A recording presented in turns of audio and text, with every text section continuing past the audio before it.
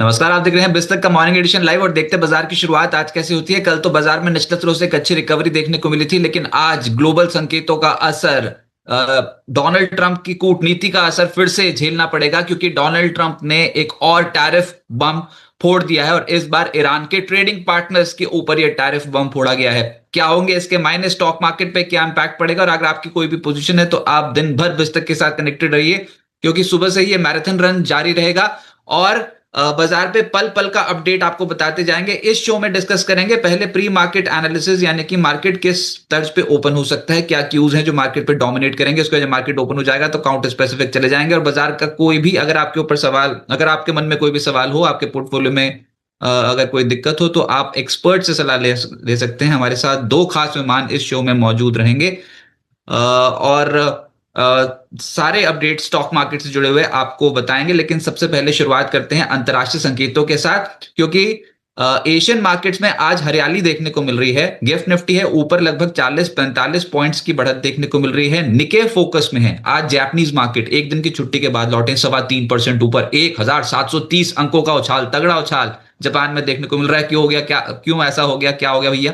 तो जापान में इस महीने जो उनकी लिबरल डेमोक्रेटिक पार्टी है, जो रूलिंग पार्टी है, वो चाहती है कि स्नैप इलेक्शंस हो जाएं, जल्दी से इलेक्शंस हो जाएं। तो जापान में फरवरी में सत्ताधारी एलडीपी अचानक चुनाव कराना चाहती है और निचला सदन भंग करना चाहती है। इस वजह से जापान में एकदम से स्टॉक मार्केट जैसे ही आज खुले, वैसे ही लगभग 3-3.25% का उछाल देखने को मिल रहा है। एक्स्ट्रा ऑर्डिनरी उछाल है। हमारे मार्केट में इतना आ जाए तो मजा ही आ जाए। हमारे मार्केट तो गोता लगा गए पिछले हफ्ते, बहुत ही जबरदस्त। इतनी तो हमारी बिकवाली हुई थी पिछले हफ्ते, बहुत ही जबरदस्त। लेकिन चलो, हफ्ते के पहले कारोबारी सत्र में कल निचले स्तरों से एक सुधार देखने को मिला था। अमेरिकन मार्केट्स में डाउ जोन्स और S&P 500 दोनों ही रिकॉर्ड ऊंचाइयों को छू रहे हैं, वहां पर क्लोजिंग भी दे रहे हैं। रसल 2000 का जो छोटी कंपनियों का इंडेक्स है, वो भी रिकॉर्ड स्तरों पर क्लोजिंग दे रहा है। डोनाल्ड ट्रंप ने एक टैरिफ बम फोड़ दिया है फिर से, और ये इस वक्त की सबसे बड़ी खबर है। सुबह की ब्रेकिंग न्यूज आपको हर जगह नजर आएगी। आप कहीं पर भी अगर इस बार स्टॉक मार्केट पे इन्वेस्टमेंट के बारे में सोच रहे हो, तो ये जो डोनाल्ड ट्रंप की जो कूटनीति है, ये इस समय बाजार पे बहुत बहुत इंपैक्ट डाल रही है। और आपको पता ही है कि उन्होंने पहले ही ईरान के नागरिकों को बोला था कि हम आपके साथ हैं, हम आपको सुरक्षा देंगे, और ईरान के खिलाफ वो मोर्चा खोलने को तैयार हैं, वो वहां पर सैन्य कार्रवाई करने को भी तैयार हैं। लेकिन फिलहाल उन्होंने एक टैरिफ बम ईरान के ट्रेडिंग पार्टनर्स के ऊपर फोड़ दिया, यानी कि जो भी कंट्री ईरान के साथ ट्रेड करती है, उसको तत्काल प्रभाव से 25% का अतिरिक्त टैरिफ देना पड़ेगा। और ये टैरिफ टैरिफ का जो खेल है, ये बहुत बहुत भयंकर चल रहा है। हालांकि उनका सुप्रीम कोर्ट अभी तक मान नहीं रहा है कि ये उनकी टैरिफ पॉलिसी ठीक है कि नहीं है, लेकिन इस बार उन्होंने लगा तो दिया एक बार फिर से, और तत्काल प्रभाव से लागू है, यानी कि तुरंत प्रभाव से आज से ही टैरिफ जो है वो लागू हो जाएगा। 25% का अतिरिक्त जो भी कंट्री ईरान से ट्रेड करेगी। अब इंडिया पे कितना इंपैक्ट आएगा, हमारे कोई ज्यादा ट्रेड है नहीं अभी ईरान के साथ, धीरे धीरे करके हमने घटाना शुरू कर दिया था, लेकिन कुछ तो है, तो जितने भी हैं उसके ऊपर फिर देना पड़ेगा, तो उसका असर फिर स्टॉक मार्केट पे भी आएगा। लेकिन ज्यादातर एनालिस्ट उस पर मैं रिपोर्ट पढ़ रहा हूँ, उसमें कोई बहुत बड़ा कोई खतरा नहीं बता रहे हैं इंडिया के लिए अभी ये। और हमारे ऊपर तो कल उनके जो अमेरिका के जो राजदूत भारत में हैं, उन्होंने बहुत अच्छी अच्छी बात कर दी थी ट्रेड डील को लेकर, तो उसका भी एक बहुत पॉजिटिव इंपैक्ट, एकदम से कल 12 बजे के बाद मार्केट दौड़नी शुरू हो गई थी ना, तो हम तो वही सोच के चल रहे हैं कि भैया ट्रेड डील के ऊपर कुछ इंपॉर्टेंट अपडेट्स आज के सत्र में आते हुए नजर आएंगे। अमेरिका में सीपीआई महंगाई दर के आंकड़े आ जाएंगे, जेपी मॉर्गन के नतीजे आएंगे, और जेरोम पॉवेल के जो आपराधिक जांच का जो मामला चल रहा है, उसके बाद हमने कल अमेरिकन मार्केट्स में थोड़े से फाइनेंशियल स्टॉक्स में नरमी देखी। लेकिन देखते हैं ये डेवलपमेंट कहां पर पहुंचती है। अच्छा, डोनाल्ड ट्रंप ने एक और बयान दे दिया। वो बोल रहे हैं उनके वहां का जो सुप्रीम कोर्ट है, तो सुप्रीम कोर्ट अगर टैरिफ के खिलाफ फैसला देता है जो उन्होंने लगा रखे हैं, तो हम बुरी तरह फंस जाएंगे, डोनाल्ड ट्रंप ने बोला। तो भैया ये कहे तुमने, फिर सुप्रीम, मतलब आपको, तुमको पता नहीं था, लीगल लॉयर्स नहीं थे तुम्हारे पास जिसमें तुमको पता लगता कि हाँ ये टैरिफ की पॉलिसी ठीक है भी कि नहीं है, लगा दिया। उसके बाद फिर आप बोल रहे हैं कि सुप्रीम कोर्ट के अगर टैरिफ के खिलाफ फैसला देता है तो हम बुरी तरीके से फंस जाएंगे, हमको ट्रिलियन ऑफ डॉलर्स का झटका लग जाएगा अमेरिका को। तो ये कैसी पॉलिसी हुई? चांदी कल 6.5% उछली है। 16,000 से ज्यादा का जंप इंडियन टर्म्स में देखने को मिला, रुपए में, करेंसी में। तो चांदी का बाजार एकदम से तेज है। $86.23 प्रति आउंस का रिकॉर्ड हाई लेवल कल चांदी ने अंतरराष्ट्रीय बाजार में लगा दिया, और इंडियन मार्केट में 16,500 रुपए एक ही ट्रेडिंग सेशन में प्रति किलो उछल गई थी कल चांदी। तो आप सोच सकते हो सबसे तेज गति से चलने वाला जो एसेट क्लास है ऐसे में, वो है सिल्वर। आज हालांकि 1.25%, 1.5% के आसपास की गिरावट देखने को मिल रही है, लेकिन रिकॉर्ड ऊंचाई पर है चांदी की कीमतें। सोना करीब 2% कल उछला, रिकॉर्ड है लगाया 4630 का, $4630 प्रति आउंस का। और ईरान में तनाव के चलते कच्चे तेल में उबाल देखने को मिल रहा है। 2 दिन में ब्रेंट क्रूड ऑयल लगभग 1% से ज्यादा चढ़ चुका है, $64 के ऊपर है कीमतें प्रति बैरल। लेकिन अगर आप पिछले हफ्ते भी देखोगे तब भी 4% ज्यादा का इजाफा था, और इस हफ्ते की शुरुआत भी ब्रेंट क्रूड ऑयल में तेज हुई है।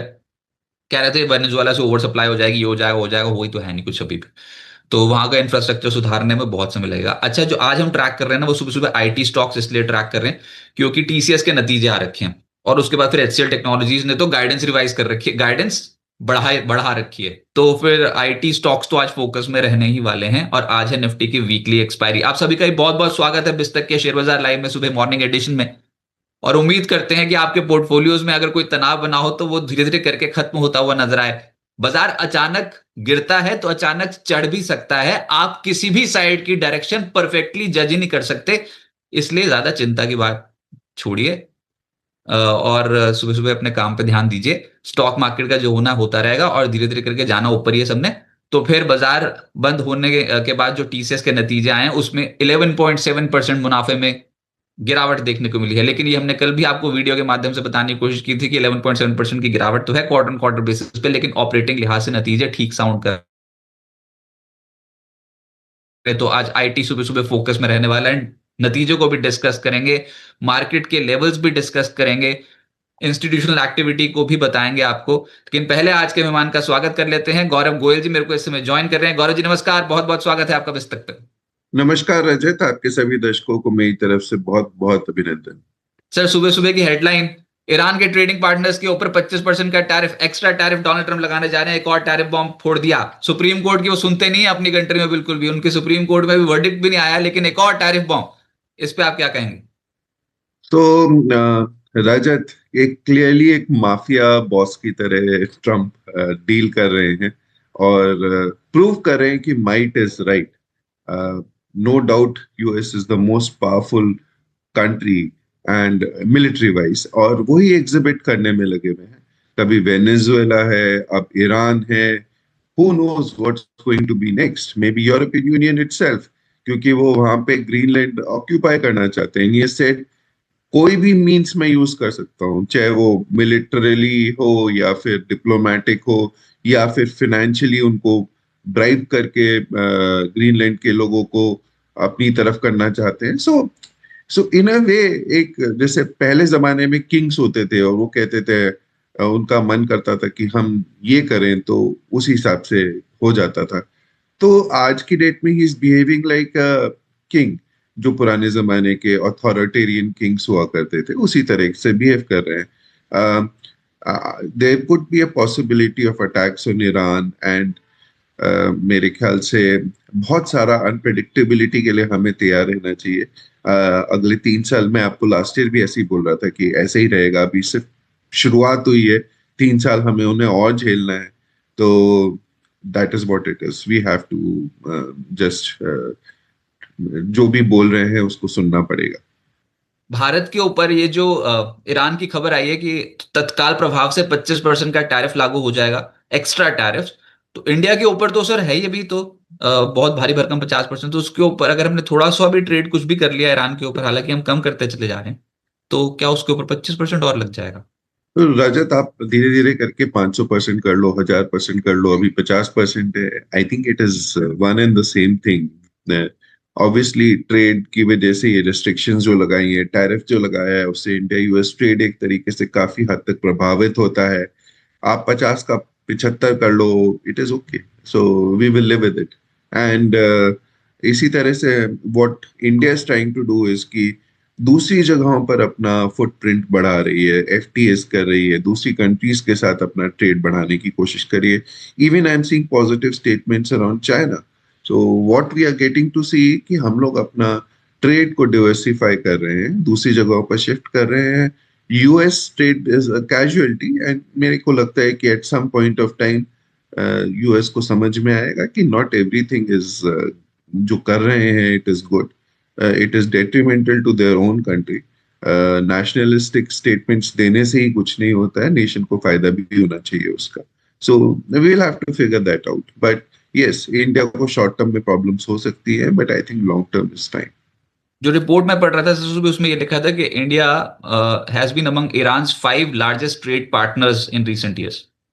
और उसमें हम मेजर जो एक्सपोर्ट करते हैं ईरान को वो है चावल, चाय, चीनी, मेडिसिन, स्टेपल फाइबर्स और आर्टिफिशियल ज्वेलरी. और ईरान से जो हम इंपोर्ट करते हैं उसमें ड्राई फ्रूट तो है ही, और इनऑर्गेनिक और ऑर्गेनिक केमिकल्स और ग्लासवेयर, ये कुछ ऐसी चीजें हैं. अब इसके ऊपर और टैरिफ तो चलते ही चले जा रहे हैं. वो जो कल उनके अमेरिका के राजदूत थे, उन्होंने तो कल बहुत अच्छी अच्छी बात कर दी थी ट्रेड डील के ऊपर. आज भी हम यही सोच के चल रहे हैं कि भाई जो ट्रेड डील के ऊपर कुछ ना कुछ तो आ सकता है, क्योंकि उनके जो राजदूत हैं उन्होंने कुछ ऐसी ऐसी बातें कर दी थी. मैंने तो नाम भी पहली बार सुना था, सर्जियो गोर. सर्जियो गोर ने बोला था कि, तो नाम ना याद नहीं हुआ एक दिन में. वो सर इतनी बार टिप्पणी आती है, कोई ना कोई नया ही आ जाता है उनके वहां पर बोलने के लिए. तो इस बार वो बोल रहे हैं कि ट्रेड डील के ऊपर दोनों बहुत ही तेज गति से काम कर रहे हैं, भारत और अमेरिका. और अश्विनी वैष्णव जी तो वहां पर वॉशिंगटन में प्रेजेंटेशन भी दे रहे थे क्रिटिकल मिनरल्स को लेकर. तो कुछ ना कुछ तो होगा, पर कब होगा ये ट्रेड डील से जुड़ा हुआ? So Rajat, there are 2-3 things. First, Iran के बारे में जो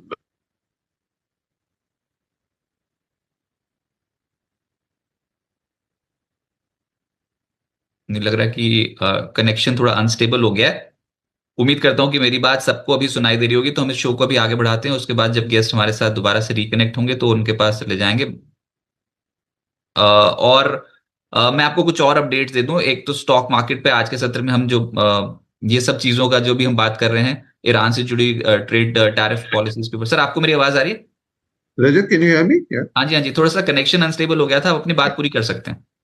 तो मैं यही कहना चाहता हूँ कि इंडिया के लिए it is not a very difficult task कि वो ईरान के साथ अपना जो ट्रेड है उसको नेग्लिजिबल कर दे या खत्म कर दे. इंडिया कैन इजीली जो कुछ भी इंपोर्ट करती है ईरान से वो कहीं और से कर सकती है, एक्सपोर्ट करती है, तो इतना मेजर कोई डेट्रीमेंटल नहीं है. But the problem is larger, रजत.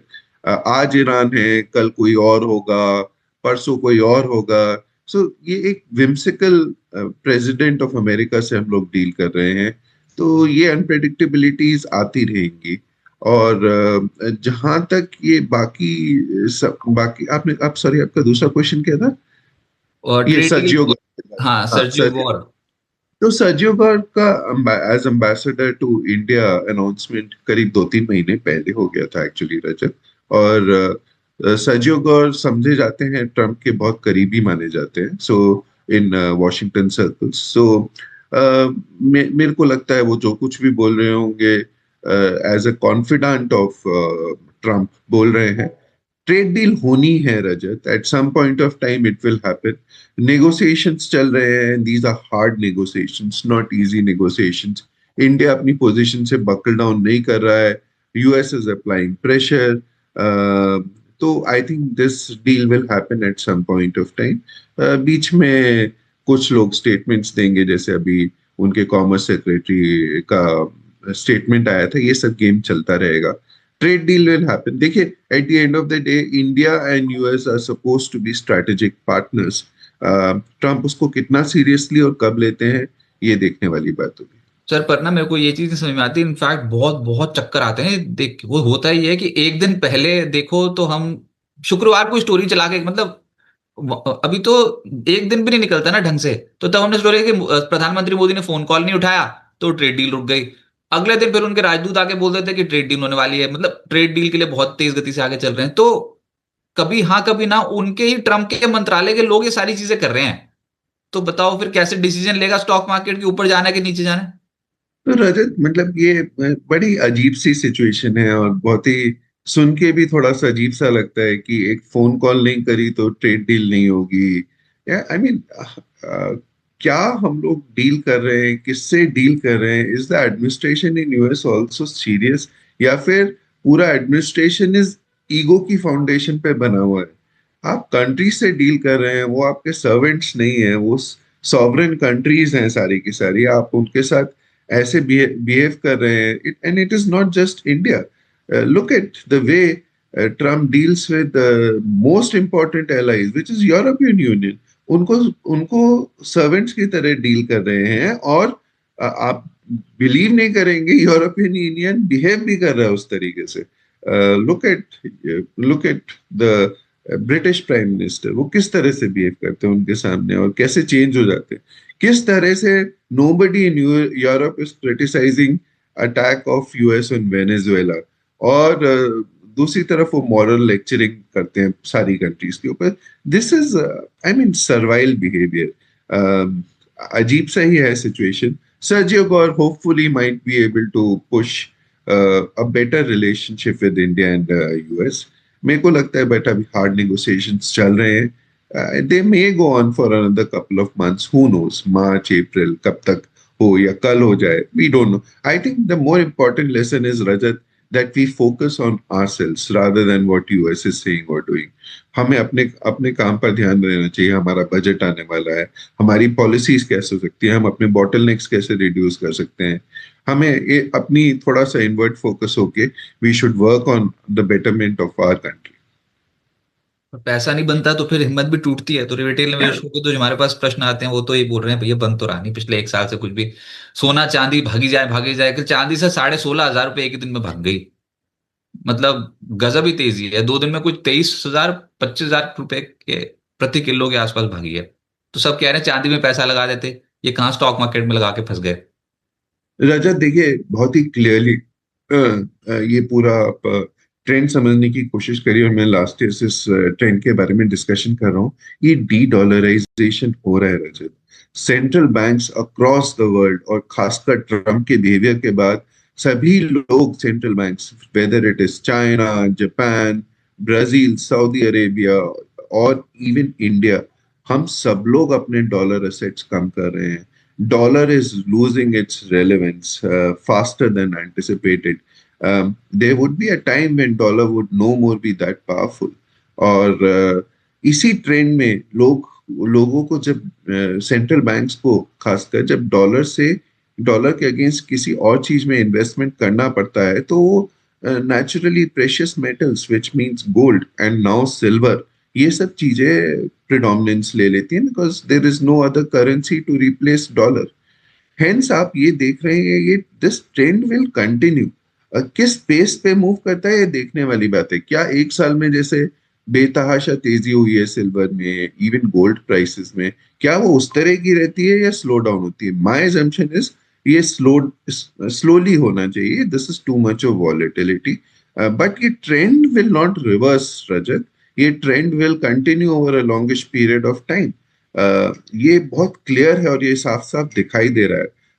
तो डॉलर की जगह gold, silver and may be other metals also will gain prominence. तो ये एक इंटरनेशनल ट्रेंड है। This will continue I think. और ना सुबह जो हमारा न्यूज लेटर जाता है उसमें लिखा हुआ था कि कल तो चांदी में कोई 6-7% की तेजी आई, सोने में 2% से ज्यादा की तेजी आई।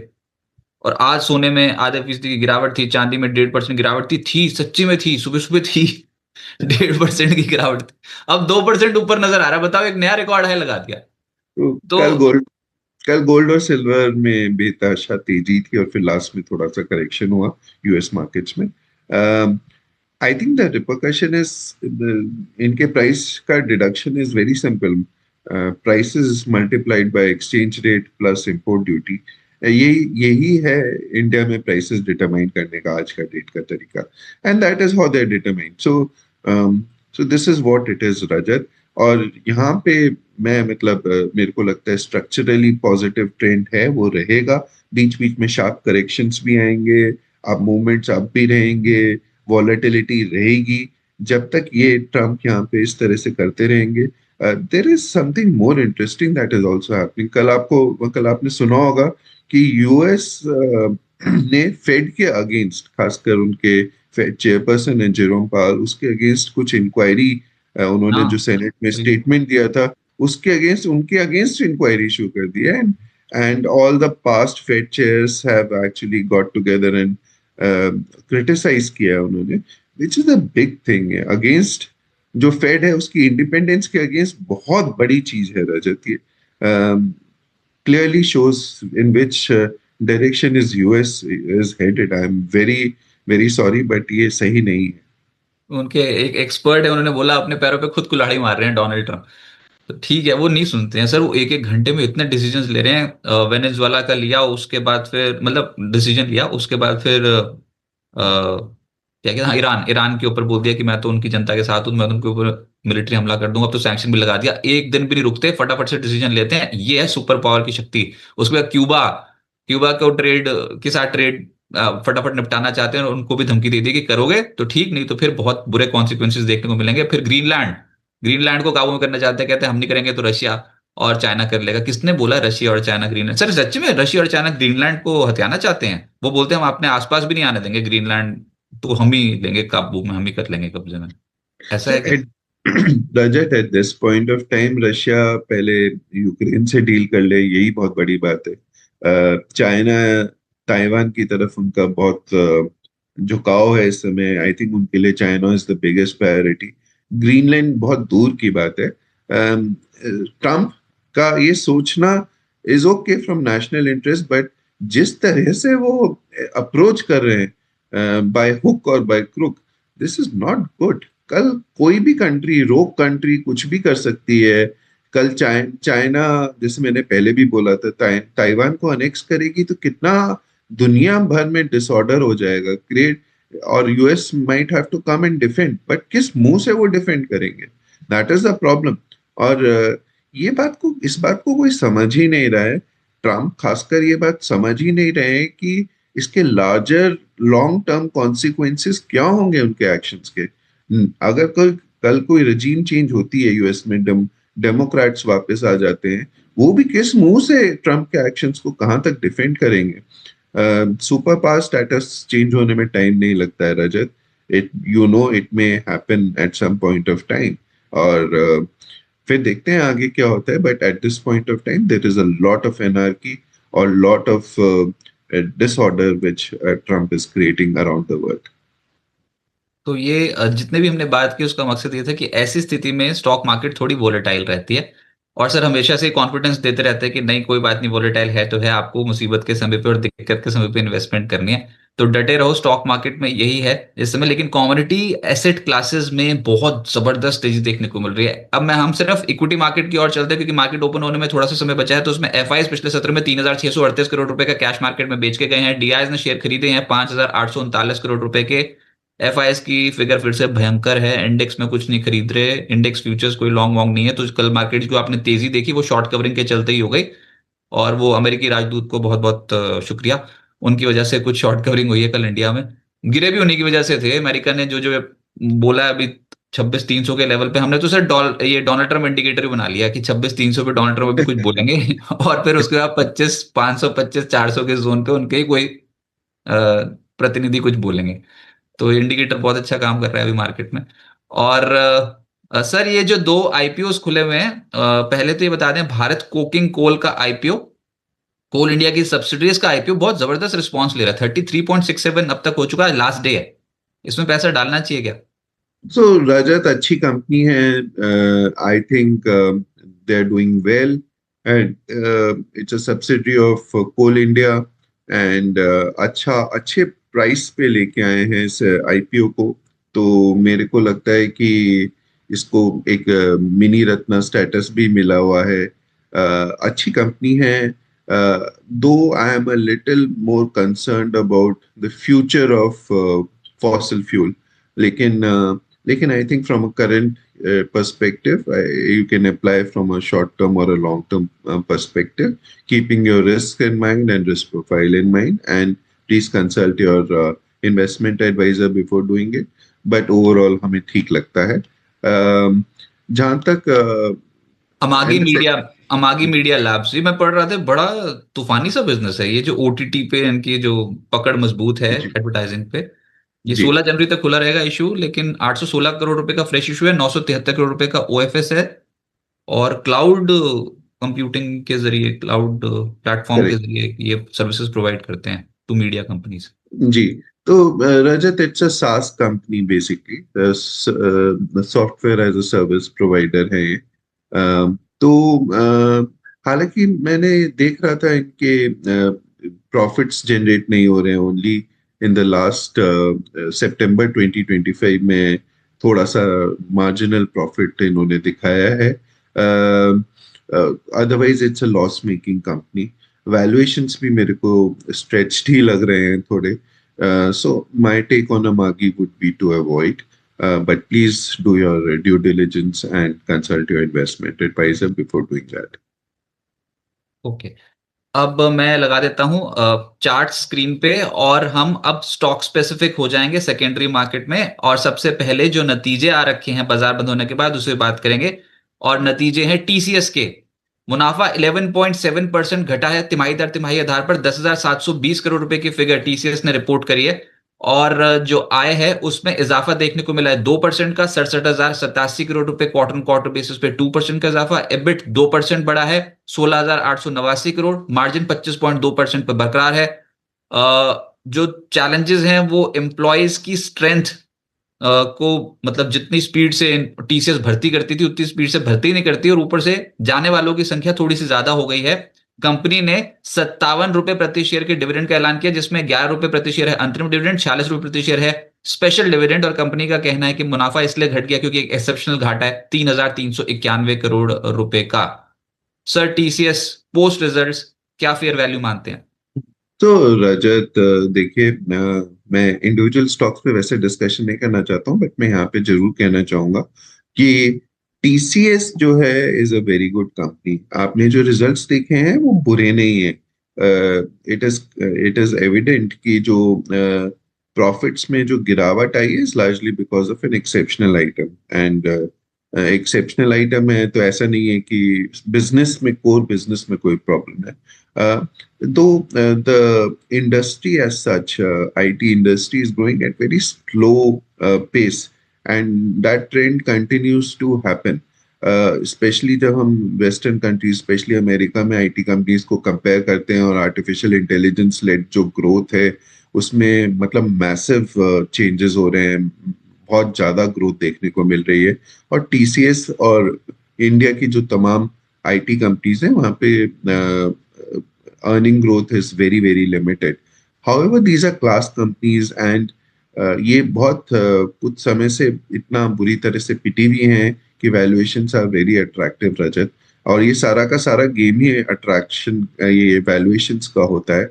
तो मेरे को जो है ओवरऑल आईटी सेक्टर पसंद है।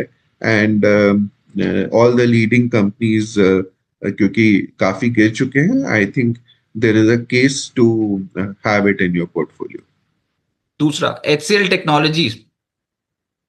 और हम हमेशा यही बात करते हैं कि रिलेटिव परफॉर्मेंस स्टॉक मार्केट पे एचसीएल टेक्नोलॉजीज की ज्यादा दमदार है अपने पीएस के मुकाबले।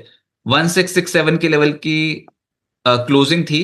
लेकिन जो सबसे बड़ा हाईलाइट पॉइंट है नतीजों को, उसमें है गाइडेंस रिवाइज कर दी है अपर साइड पे। 3 से 5% की constant currency revenue growth guidance लेकर चल रहे थे, उसको बढ़ाकर कर दिया 4 से 4.5% for FY26। Margin guidance 17 to 18% पर बरकरार रखी है। और services constant currency revenue guidance को भी बढ़ा दिया है। 4 से 5% पहले लेकर चल रहे थे, उसको बढ़ाकर 4.75 से 5.25% कर दिया। गाइडेंस बहुत तगड़ी बढ़ाई है सर। नेट प्रॉफिट की फिगर थोड़ी कम आई है, 0.4%, और उसमें भी वन ऑफ ही है, एक्सेप्शनल घाटा है। 0.4% इसलिए घट गया मुनाफा क्योंकि 956 करोड़ रुपए का एक्सेप्शनल घाटा दिखाई दे रहा है। आपको एचसीएल टेक्नोलॉजीज अभी कैसा लग रहा है? ये तो गाइडेंस ही बढ़ा दी। So Rajat, as I said, IT sector में even HCL Tech is one of the leading companies in India.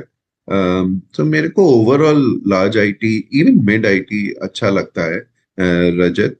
And HCL के results भी अच्छे ही हैं, मैं अच्छा ही कहूँगा इनको। And even better than TCS actually. But ये देखिए, पिटे हुए स्टॉक्स हैं other than last 6 months probably when there has been some movement upwards in IT stocks in general.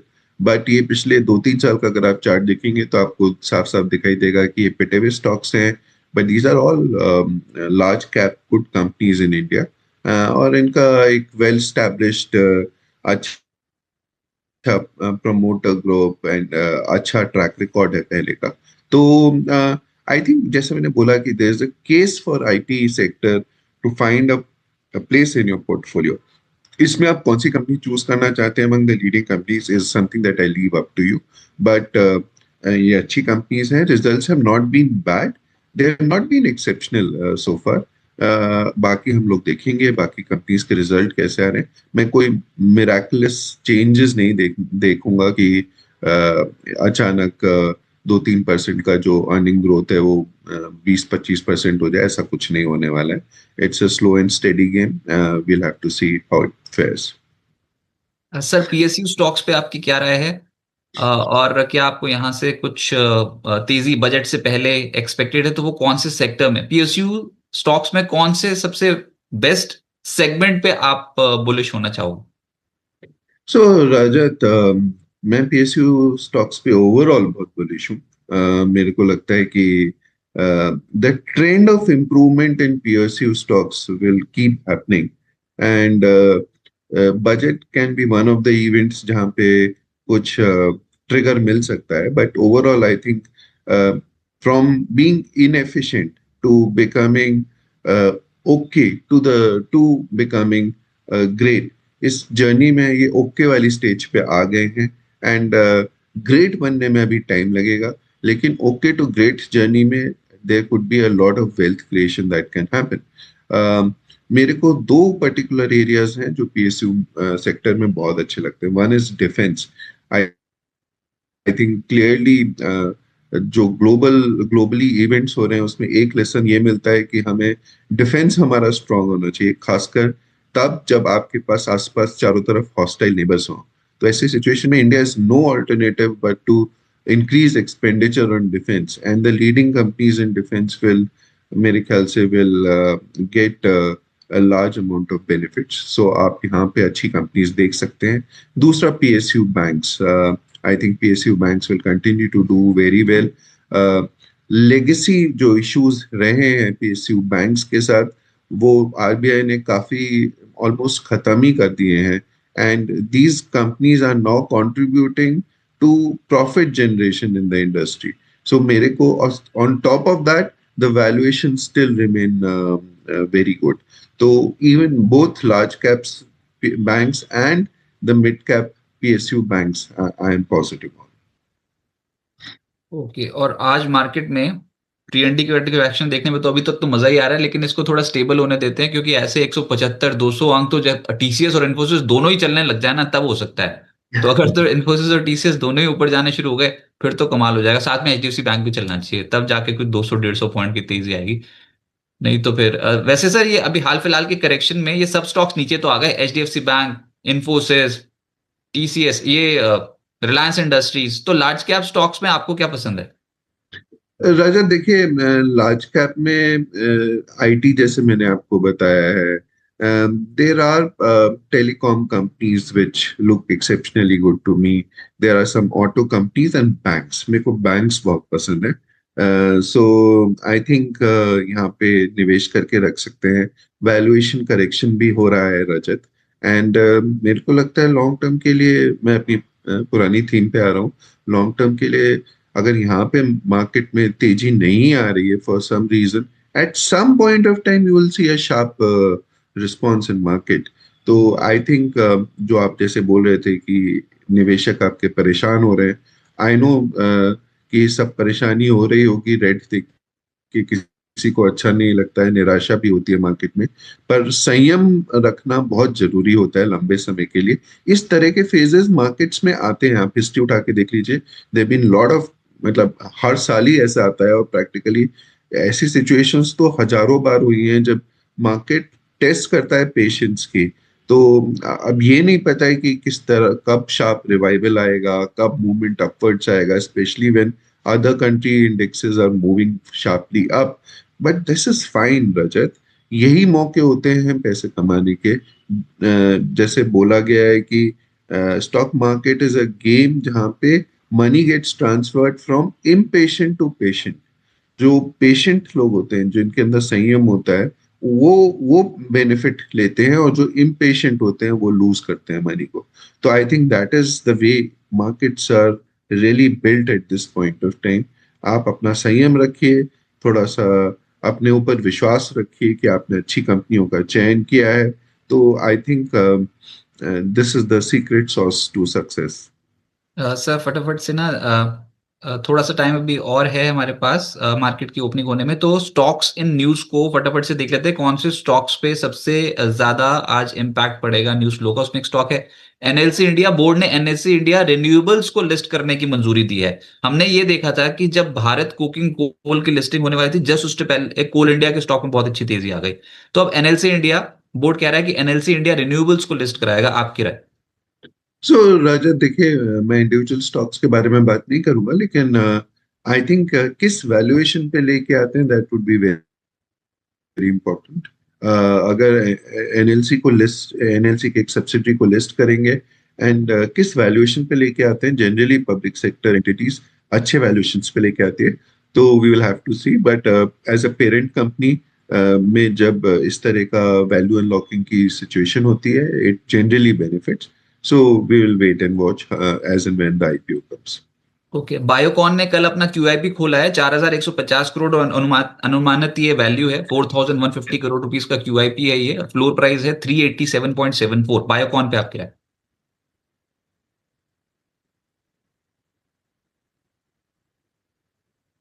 पूरा फार्मा स्पेस कैसे So लगा? Rajat, it's a good company in the pharmaceutical space. हम लोग pharmaceutical या pharma space मेरे को अच्छा लगता है Rajat. Particularly the CDMO space is a long term trend. मेरे को लगता है कि वहाँ पे बहुत संभावनाएं हैं। So Biocon is a good company, but मेरे ख्याल से there are other better companies in the sector जहाँ पे आप नजर डाल के रख सकते हैं। And but overall pharma sector में मैं बहुत ज्यादा पॉजिटिव हूँ, specially on the CDMO space. Lastly sir, Anand Rathi wealth, मुनाफा क्वार्टर 3 में 29.6% बढ़कर 99.77 करोड़ रुपए रहा है, और आय 22% बढ़कर 289.6 करोड़ रुपए रही है। आनंद राठी वेल्थ और वेल्थ मैनेजमेंट कंपनियां कैसी लगी? So Rajat, that's another space मैंने कई बार जिक्र किया है। The capital market related spaces मेरे को बहुत अच्छी लगती हैं, और उसमें wealth, I mean as an offshoot, wealth management companies, asset management brokerages, exchanges, ये सब मुझे बहुत अच्छी लगती है। And Anand Rathi in particular, I would mention that they have a consistent track record of outperforming, and they've done exceptionally well in last few years. And Anand Rathi group is a well managed group. I'm not giving any recommendation as such, but I'm just saying that they've been consistent performance इनकी बहुत अच्छी आई है।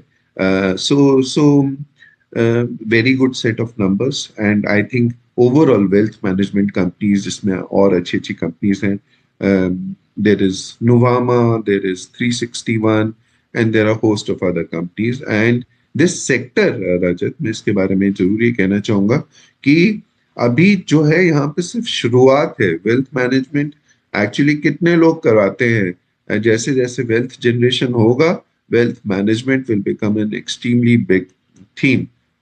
So I think I'm very, very bullish on the entire space. Gaurav sir, बहुत शुक्रिया आपका हमारे साथ जुड़ने के लिए। कोई डिस्क्लेमर आपकी ओर से? जी Rajat, I am SEBI registered investment advisor. हम किसी क्लाइंट को कोई भी सिक्योरिटी ऐसे ही नहीं रिकमेंड करते हैं। We do a proper analysis, risk analysis करते हैं, उनकी आकांक्षाओं को समझने की कोशिश करते हैं, उनका सेट एलोकेशन करते हैं, डिवर्सिफिकेशन के साथ एक पोर्टफोलियो बिल्ड करते हैं, और उस पोर्टफोलियो में भी बहुत सारी चीजें हैं जो नहीं परफॉर्म करेंगी, कुछ परफॉर्म करेंगी। So we look at it from a holistic point of view. जो भी कुछ हमने यहाँ पे डिस्कशन किया है, it is mainly from the academic purpose, and please do your due diligence, risk profiling, and consult an investment advisor before making any decisions. हम लोग की यहाँ पे खुद अपनी पर्सनल पोजीशंस हो सकती हैं, फैमिली की भी हो सकती हैं, और क्लाइंट्स की भी हो सकती हैं। सर बहुत शुक्रिया गौरव सर आपका हमारे साथ जुड़ने के लिए और बिस्तक पे अपने व्यू शेयर करने के लिए। Thanks for joining. Thank you Rajat, thank you.